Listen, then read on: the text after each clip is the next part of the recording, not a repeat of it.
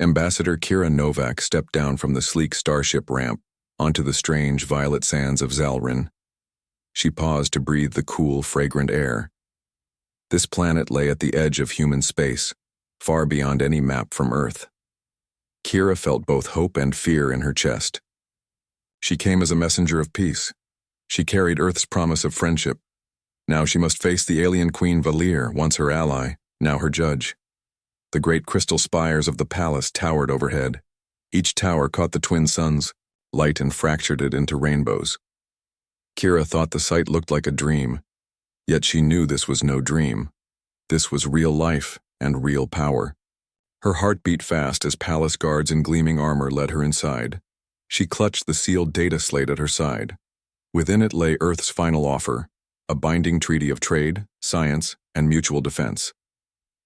At the marble dais, Queen Valir waited. She sat upon a throne of living crystal that pulsed with gentle light.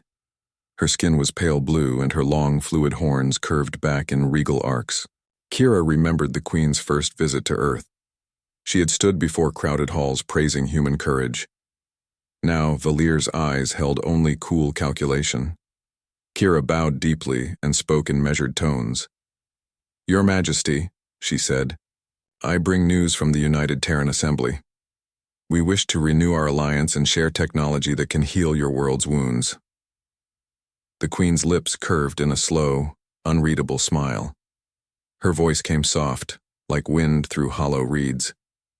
"Ambassador Novak," she said, "we welcome Earth's gifts, but first we must review recent events." She raised a slender hand. Instantly, palace screens flickered to life. Red alerts and coded messages scrolled across them. Kira frowned. She had not sent any alarm dispatches. Valir's voice turned cold. "These data slate transmissions show sabotage in our outer colonies. Bombs nearly tore our habitation domes apart.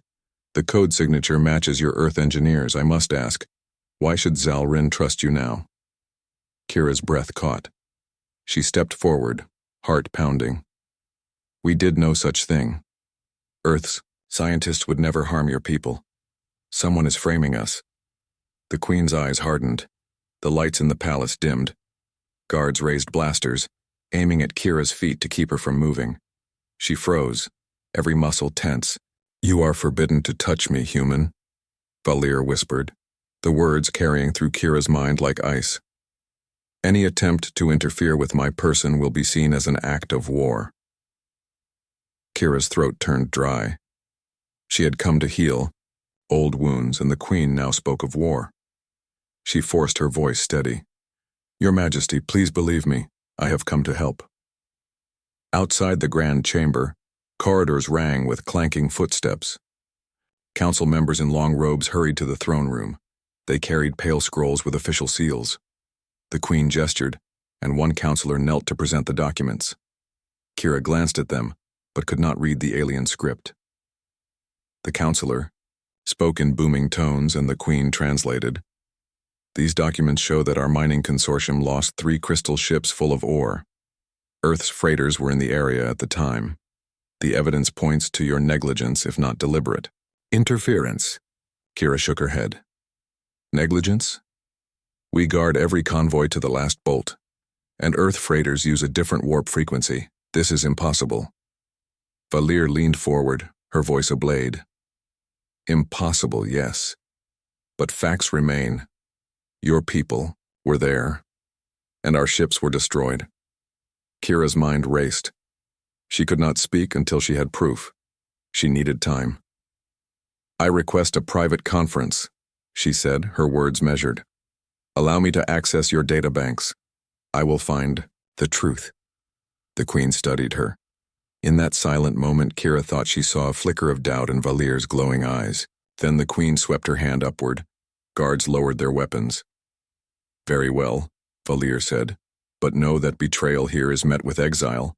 If you lie, you will be cast into the void expanse, never to return." Kira bowed again, tightly. "Thank you, Your Majesty." She followed the guards through winding hallways lit by glowing crystals. Every step echoed in her head. She had little time. Somewhere in this palace lay the logs that could clear her name. and somewhere among these halls lurked the real saboteurs. They reached a chamber filled with floating data orbs. Holograms danced in midair, each orb glowing with a different color. A tall alien archivist in emerald robes waited. He beckoned Kira closer. "Ambassador," he said in clipped tones, "the data you requested." Kira placed her hands on the cool surface of a pale blue orb. It pulsed gently.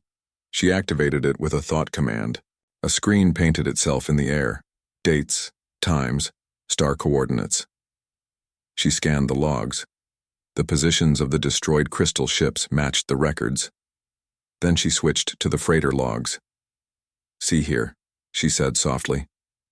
"Your logs list Earth freighters arriving at Sector 5G on the 23rd of Solus, but human star charts show that sector was off limits due to a solar flare. No ship could have entered." The archivist frowned, recalibrating his orb. He replayed the data.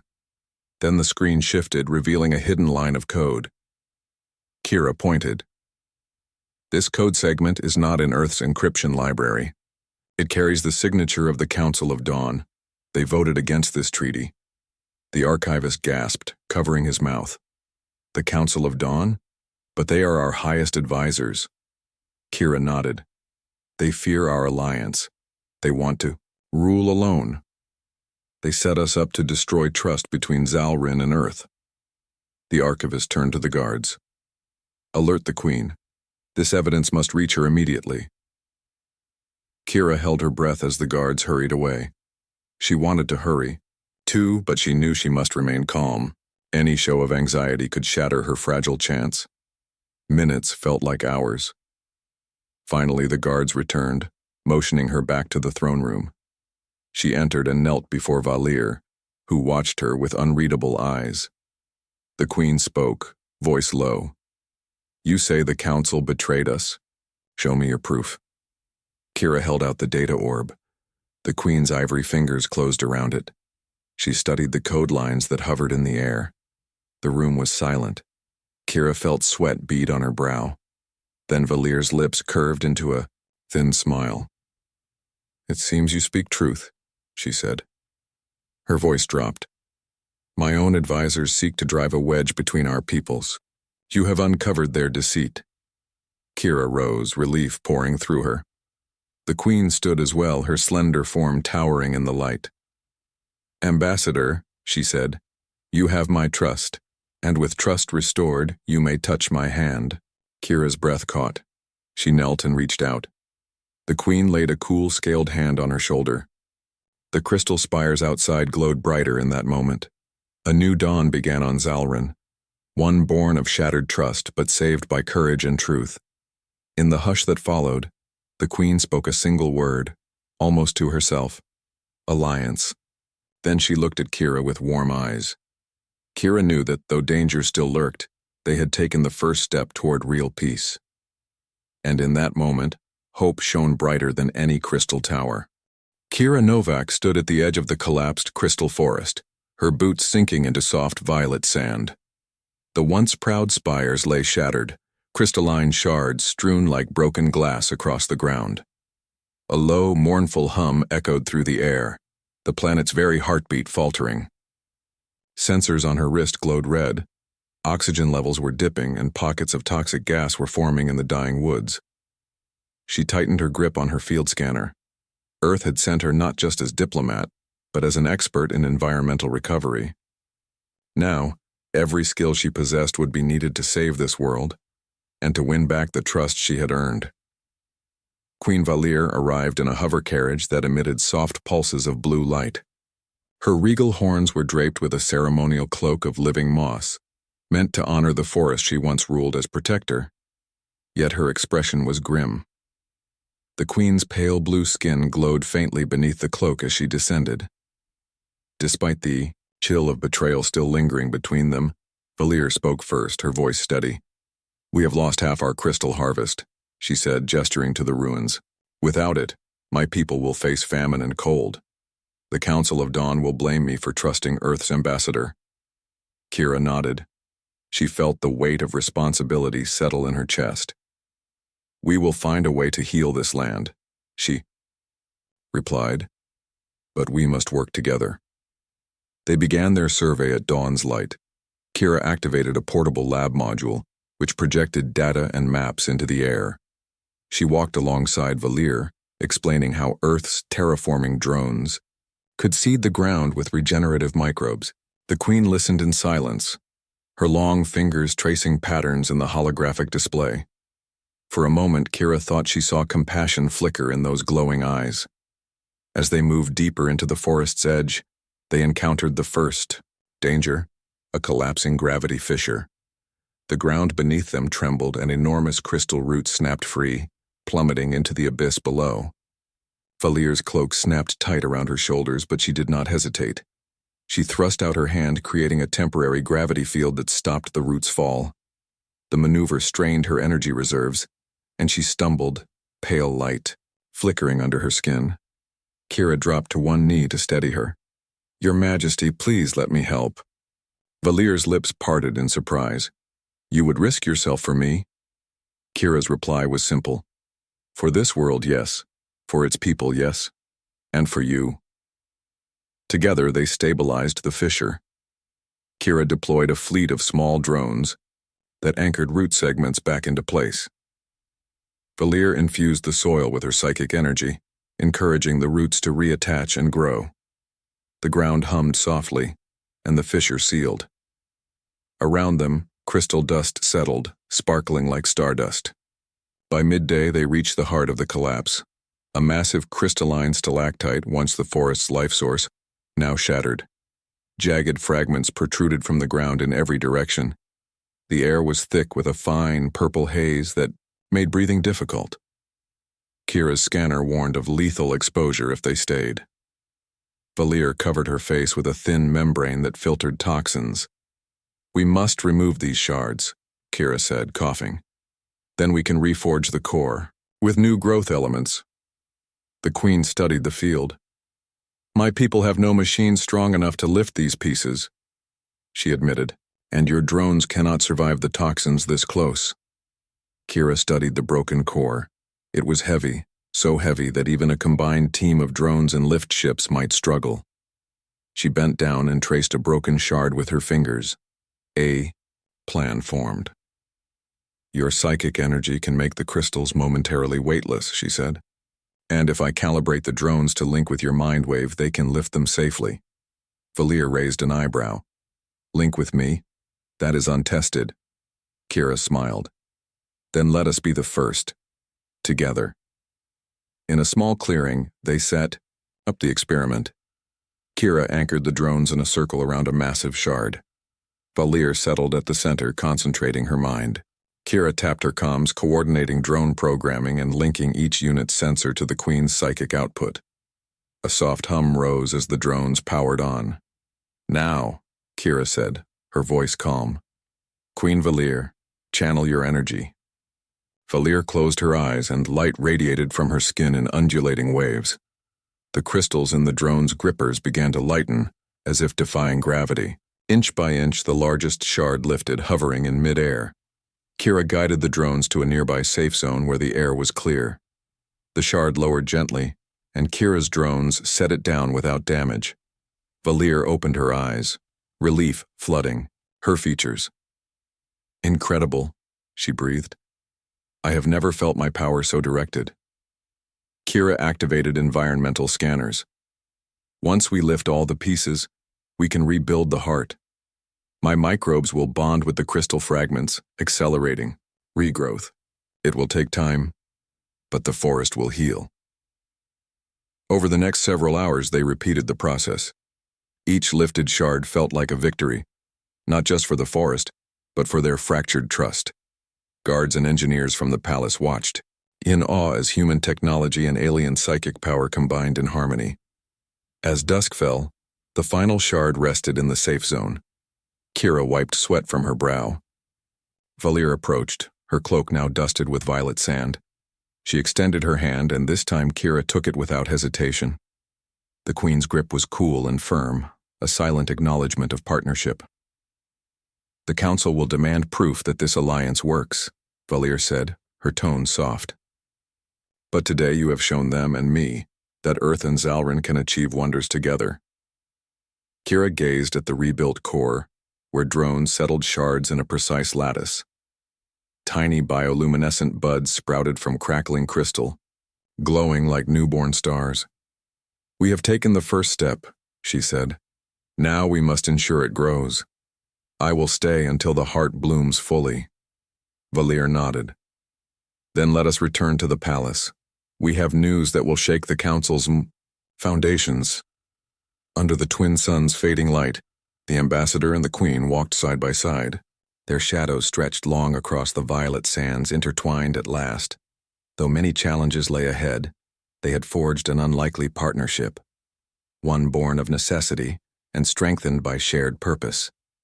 And in that fragile bond, hope whispered its promise that two worlds once torn apart by fear and betrayal might yet stand together in friendship and renewal.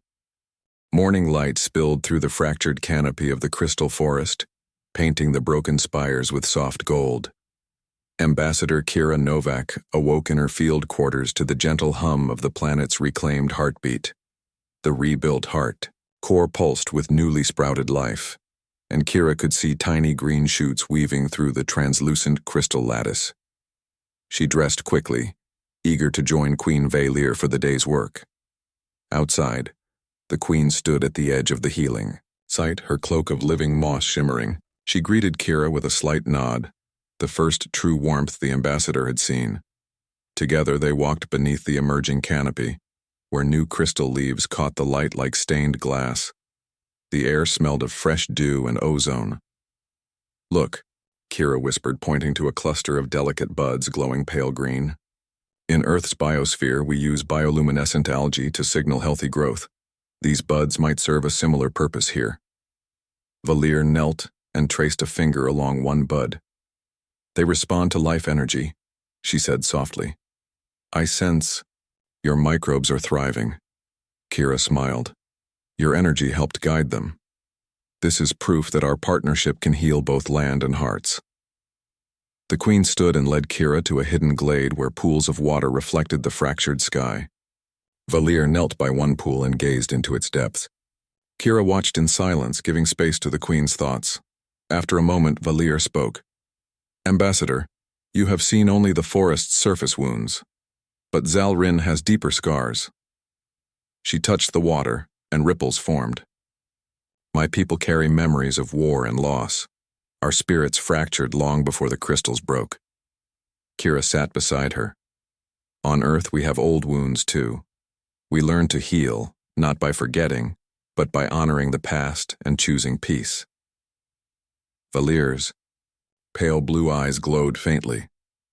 "Tell me of these Earth healers you spoke of." Kira drew a small data tablet from her satchel and projected a hologram of humans aiding alien species on distant worlds. Scenes of doctors tending wounded limbs, engineers rebuilding collapsed habitats, and teachers sharing stories filled the air. "These are healers from Earth's Peace Corps," Kira explained. "They travel to help communities recover after conflict or disaster. They do not carry weapons, they carry hope." Valir watched raptly. "Hope," she repeated, "a concept I have nearly forgotten." Kira's voice was gentle. "Hope is a seed. It needs care and trust to grow. You have shown me trust when you said forbidden no more.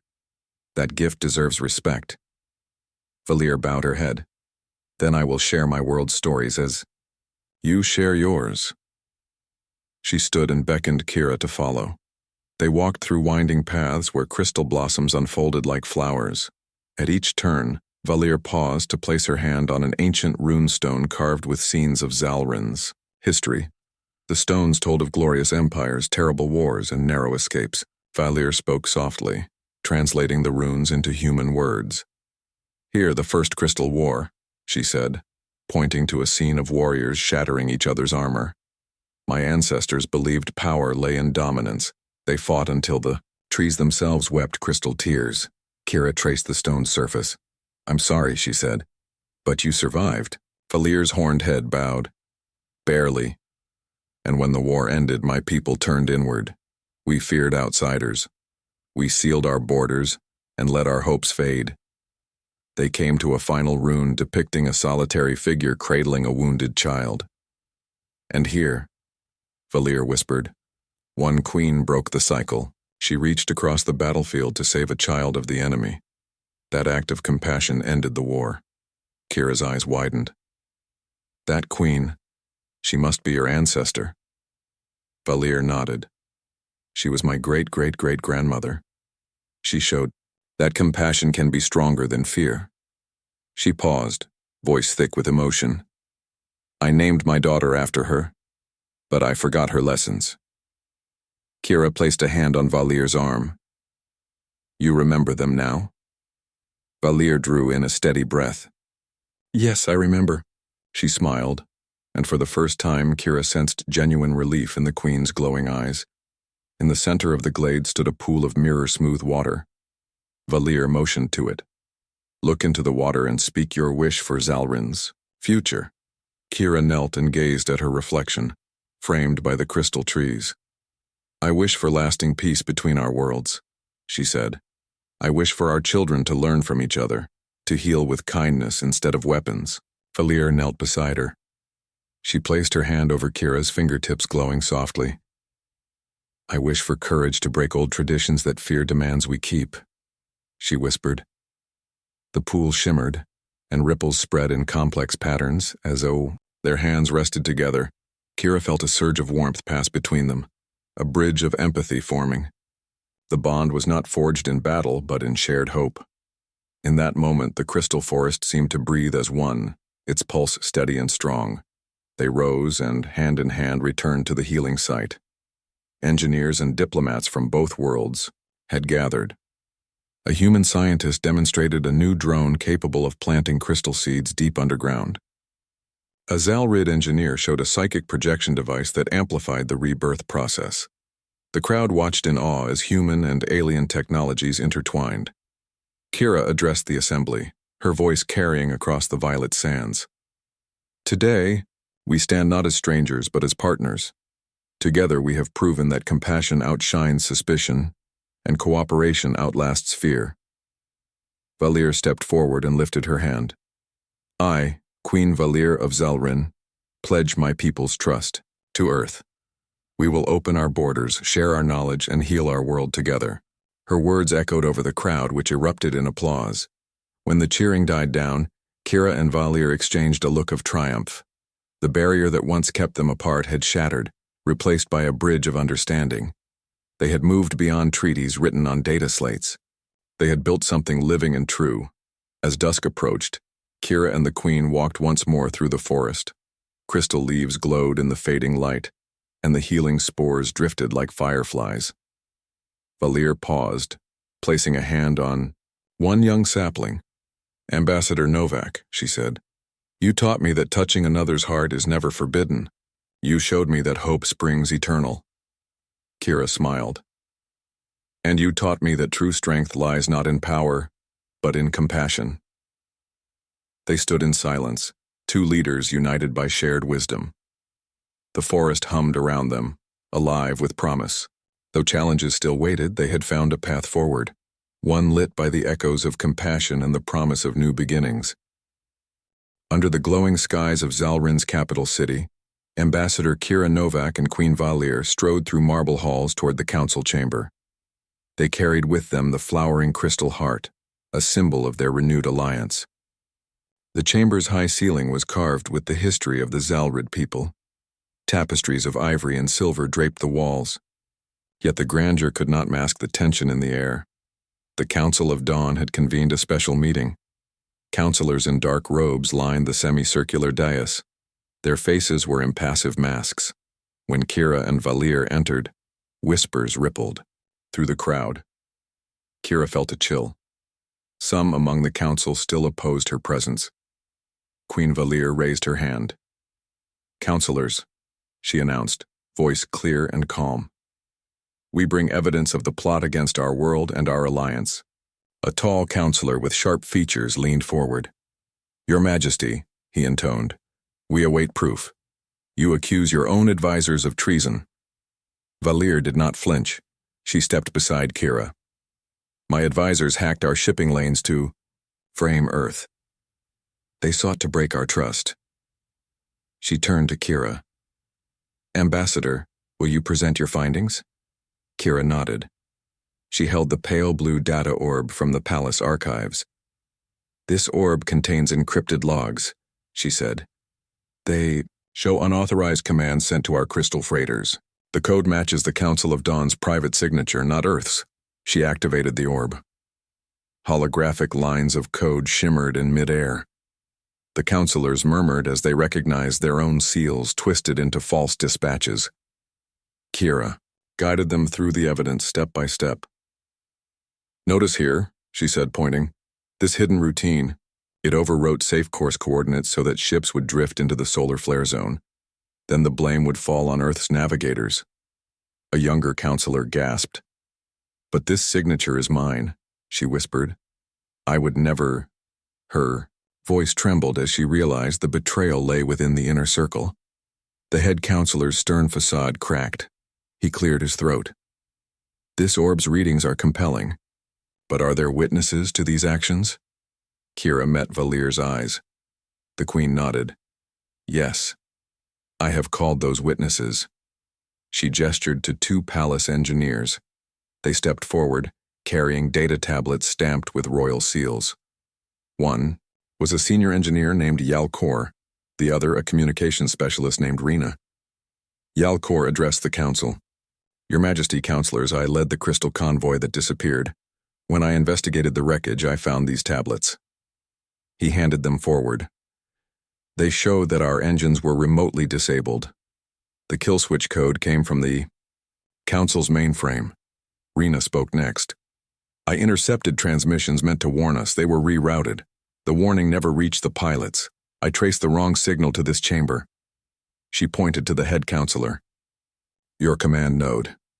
A heavy silence fell. Counselors exchanged horrified looks. The head counselor rose, his voice trembling. I was misled.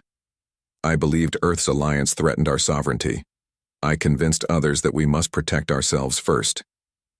Queen Valir's expression was grave. But you betrayed your own people, she said softly. You risked countless lives for your fear. The head counselor bowed his head. I was wrong. I see that now. Valir turned to the assembly. Let this be a lesson. Fear closes hearts. Compassion opens them. We will not punish our people for their mistakes. Instead, we will teach them to choose unity over suspicion. The counselors stirred. Some bowed, accepting the Queen's mercy.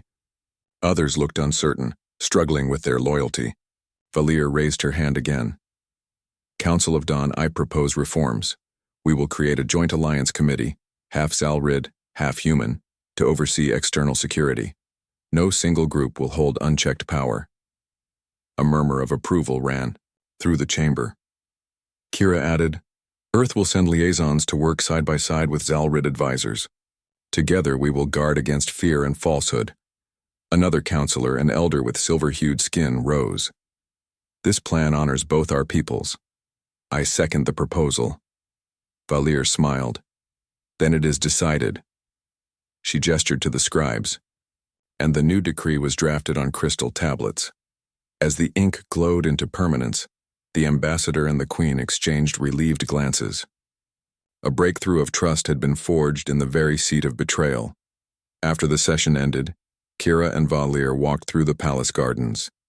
Twin moons floated above, casting pale light on blooming crystal roses. Kira admired the scent of alien blossoms. You handled the council with grace, she said. You could have banished them or worse. Instead, you chose healing. Valir touched a rose petal. Power without mercy is tyranny. Mercy without justice is weakness. We must balance both.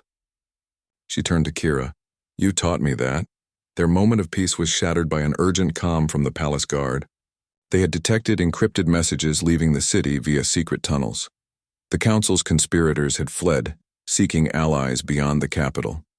Kira frowned. They will rally more resistance if we do not stop them. Valir nodded, steeling herself. Then we pursue them, not with soldiers but with diplomats and envoys. Under the moonlight, they assembled a small team. Yalkor and Rena for technical support, two Zal-Rid envoys skilled in negotiation, and a human diplomat named Li Chan, fluent in both languages. Kira and Valir led the group into the hidden passageway beneath the palace. The tunnels were carved from living crystal roots. Bioluminescent fungi lit the path with a soft glow. Echoes of dripping water and distant wind filled the air. The walls pulsed with life, as if the planet itself guided them toward the truth. After an hour, they reached a sealed vault door embedded in the rock. Sensors showed enemy signatures beyond. The Queen reached out, her psychic energy permeating the barrier.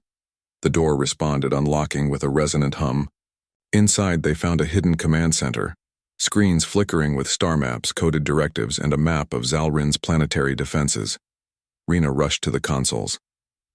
They plan to disable all diplomatic vessels arriving tomorrow. She said, her voice tight. They want to isolate the capital and seize power using fear of an external threat. Kira studied the map. If they succeed, they will claim the Alliance caused our ruin. Then they'll rule by fear. Valir placed her hand on Kira's shoulder. We cannot let that happen. Kira nodded. We will expose them to the people. They transmitted a live feed to the capital's central plaza. Holographic projectors sprang to life across the city. Citizens gathered in the moonlit streets, watching the screens with growing horror as the conspirators' plans unfolded in plain view. The head conspirator, a former counselor named Relthas, appeared on the feed. He tried to speak, but Valir overrode the broadcast. People of Zalrin, her voice rang across the plaza. Your leaders sought to betray you. They feared change more than they loved you. But we will not give in to fear. We stand together, Zal-Rid and human, as one people. The crowd cheered. Crystal petals swirled in the air as moonlight caught their edges. Relthas slumped, his defiance broken. In the aftermath, the conspirators were taken into custody, not by soldiers but by joint peacekeepers from the new Alliance Committee. There were no harsh punishments. Instead, the conspirators faced open trials. The people of Zalrin watched as justice was done with fairness and transparency. Later, in the palace gardens, Kira and Valir reflected on the night's events. The capital was safe. The Alliance was stronger than ever. The forest's heart continued to pulse in the distance, a living reminder of what cooperation could achieve. Valir turned to Kira with a small, wistful smile. My people have learned a vital lesson tonight. Fear divides. Truth unites. Kira placed her hand over the Queen's, and compassion sustains us, even when darkness stalks our halls. They stood together under the twin moons. Though danger still lingered beyond the horizon, they knew they would face it side by side. In proving the conspiracy, they had not only saved Zalrin, they had built a blueprint for peace that would shine across the stars. The morning sun rose over Zalrin's capital, casting amber light on the crystal spires and smooth white streets.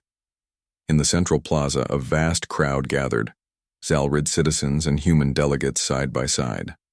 At the heart of the square stood a dais draped with both Earth's flag and Zalrin's banner, intertwining rings of gold and violet.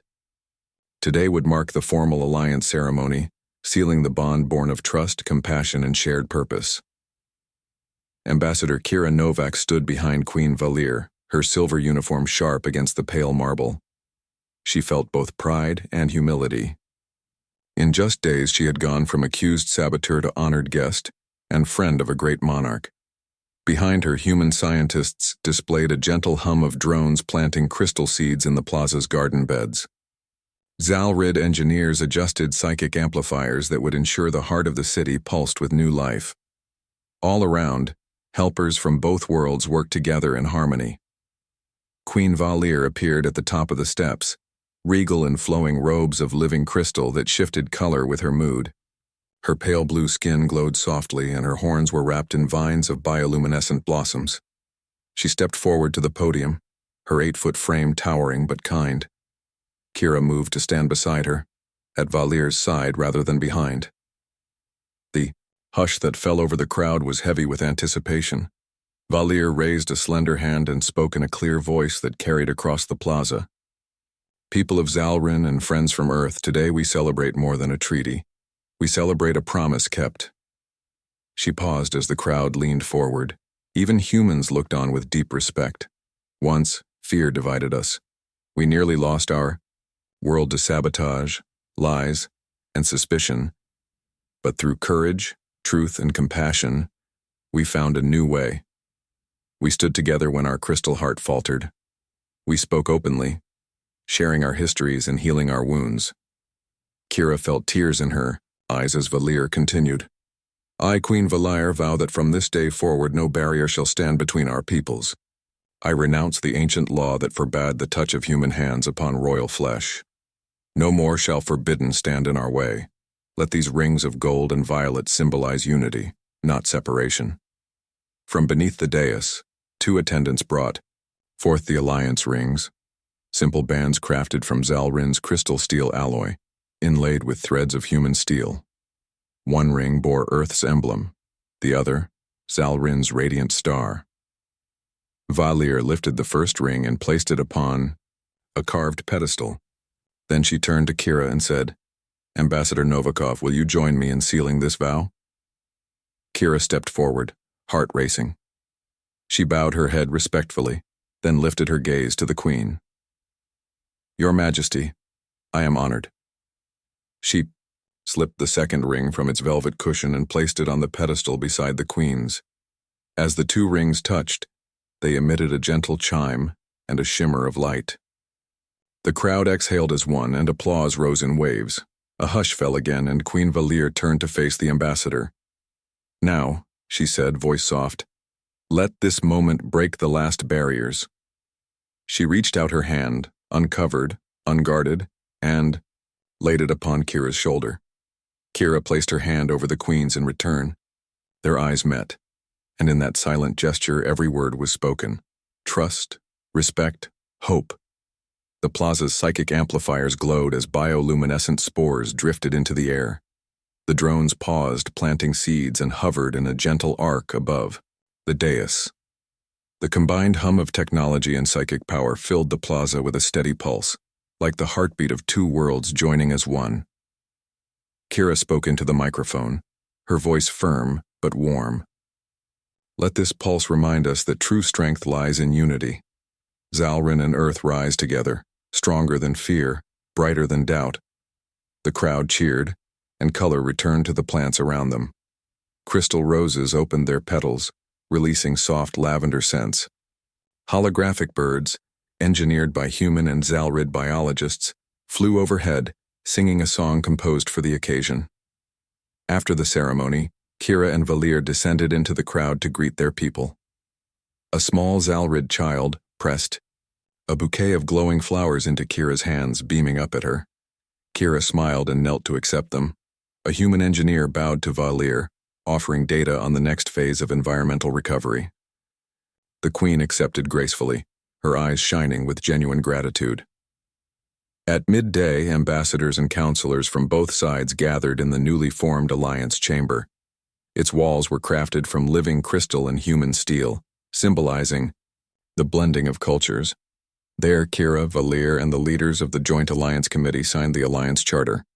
This document guaranteed open borders, shared scientific research, cultural exchange, and mutual defense, the principles they had fought to protect. As ink became holographic light on the charter, Valir addressed the assembly. This agreement is more than words. It is our shared commitment to peace and progress. May it guide our children and their children for generations to come. In the evening, a grand banquet was held beneath the crystal balconies. Tables groaned under dishes of both human and Zalrid cuisine, spiced nebula grains, glowing fruit salads, and crystal-clear water infused with healing minerals. Musicians from both worlds played side by side, human violins and Zalrid choral, singers weaving harmonies that stirred the soul. Kira and Valir stood together at the head table, raising their goblets in a silent toast. Then in simple English and lilting Zalrid song they spoke in unison, to new beginnings. Laughter and light filled the night as humans and Zalrid danced beneath the stars. Lanterns of floating crystal lit the sky, drifting like gentle fireflies. Kira felt a soft hand slip into hers. It was Queen Valir. They moved into the dance circle, learning each other's steps. When Kira stumbled, the queen steadied her with a gentle touch. The moment was tender, affirming all they had overcome. Later, as the celebration wound down, Kira and Valir found themselves alone on a balcony overlooking the plaza. The rings of gold and violet still glowed faintly on the pedestal far below. Kira turned to the queen. "You spoke of compassion and courage. You taught me that nations heal only when their people dare to trust." Valir smiled, her eyes reflecting the floating lanterns. "And you taught me that love needs no permission. It thrives in freedom, not fear." They stood in companionable silence, watching the last lanterns drift into the night sky. The twin suns had set, but a new light burned bright in both their hearts. In the days that followed, human scientists and Zalrid engineers continued to heal the planet's scars. Schools opened to teach children both languages. Joint research stations grew where crystal gardens bloomed under human care. Trade routes bustled with freighters carrying medicines, technologies, and cultural artifacts. And at the heart of it all stood the Crystal Heart Core, its pulse steady and strong, a living testament to what could be achieved when differences were set aside. On the anniversary of the Alliance ceremony, Kira and Valir stood before the heart, now grown into a forest of living crystal trees. They placed fresh rings at its base, a renewal of their vow. As amphitheater seats filled, citizens from both worlds gathered to witness the renewal. When Valir whispered, "Forbidden no more," and Kira laid her hand upon the queen's, the crowd erupted in joyous applause. Thus ended one chapter and began another, a future where humans and Zalrid walked hand in hand through the stars, united in purpose and guided by compassion. In that bright horizon, betrayal and bloodshed were but distant memories, replaced by the promise of hope forever forged in unity.